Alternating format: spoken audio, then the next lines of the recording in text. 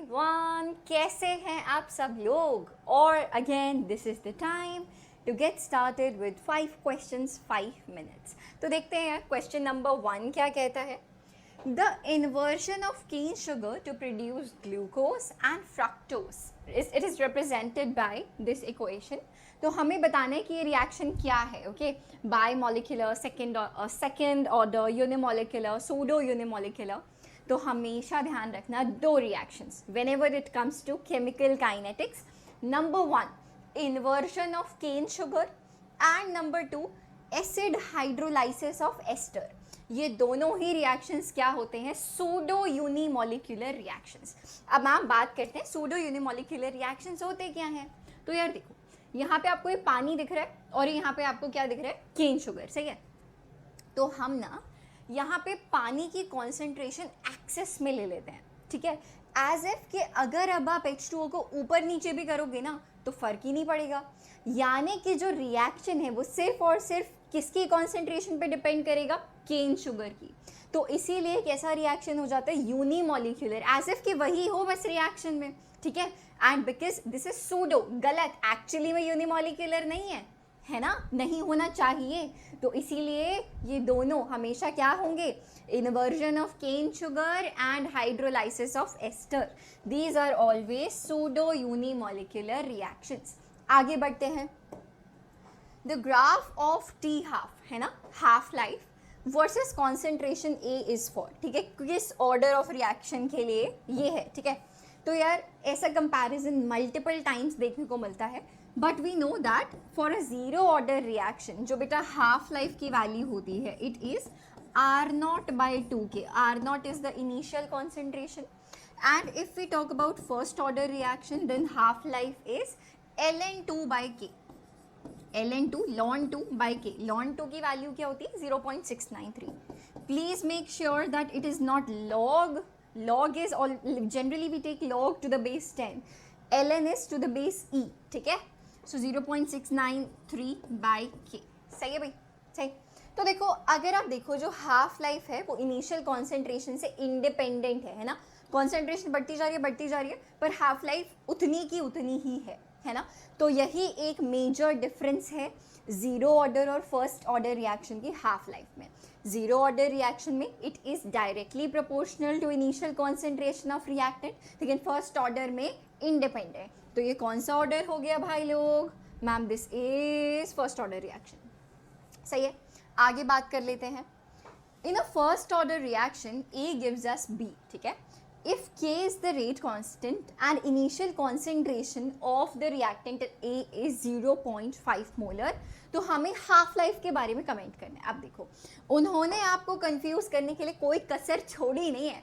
यहाँ पे उन्होंने आपको क्या किया? इनिशियल कॉन्सेंट्रेशन की वैल्यू दे दी ताकि सबसे पहले आपके माइंड में क्या किक हो? Zero order reaction, R0/2K। The moment you applied that formula, you are wrong. Why? Because they have told you, ma'am, it is first order reaction. मतलब कि initial concentration पे depend नहीं करेगा। अगर half life की बात की जाए, it is going to be how much? ln2/K। अभी हमने पीछे भी डिस्कस किया, ln2 की वैल्यू क्या होती है? 0.69/K, ठीक है। तो देखो, यहाँ पे इन्होंने आपको 0.693/0.5K दिया। मैम ये तो गलत है, ठीक है भाई, ये तो क्या है? गलत है।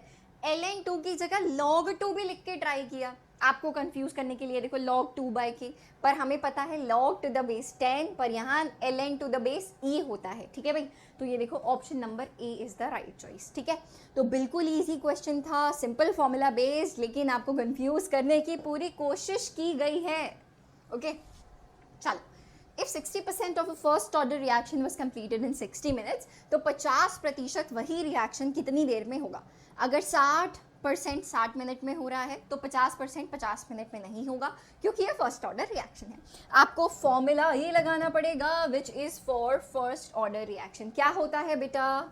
Ma'am K is equal to 2.303/T log R0। R0 is the initial concentration by R। R is the बची हुई concentration। सही है। तो अगर अब आप यहाँ पे वैल्यूज डालेंगे तो देखो जी, फॉर 60% ऑफ द रिएक्शन के लिए हमारे पास K की वैल्यू निकल जाएगी।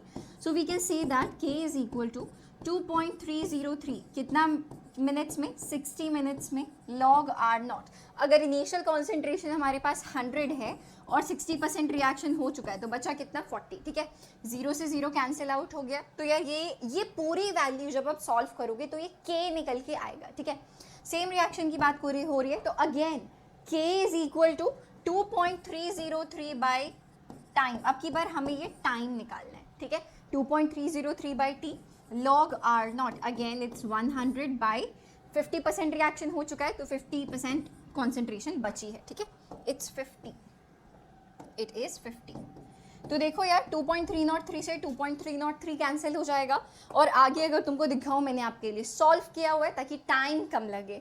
तो यार ये देखो 2.303 से 2.303 कैंसिल हो गया, ये 60 हमने इधर भेज दिया। सो t times log 10 minus log 4, log a by b क्या होता है? log a minus log b, log 10 minus log 5, log 10 1 होता है, log 4 और log 5 की वैल्यूज आपको गिवन है। तो यहाँ से टाइम निकल जाएगा which is 46.5, approximately it is equal to 45 minutes. जल्दी से इसको देख लीजिए। अगले क्वेश्चन के बारे में बात करते हैं। The rate of reaction becomes 2 times जब भी टेम्परेचर 10 डिग्री राइज करता है। ठीक है, तो how much will the rate of a reaction will increase if the temperature is increased from 30 degree Celsius to 80 degree Celsius. तो देखो यार कैसे हुआ होगा, एवरी 10 डिग्री राइज अगर देखा जाए 30, 40, 50, 60, 70, 80, सही है।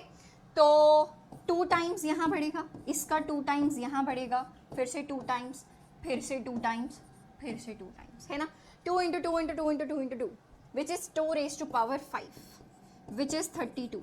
तो बेटा कितना बढ़ जाएगा? 32 टाइम्स हो जाएगा। ठीक है, इसको आप ऐसे देख सकते हो 30 से 80 कितना 10 का राइज हुआ, कितनी बार? 5 बार। तो 2 raise to power that value. ठीक है, so here we have the answer. That is it for today. I will see you in the next session.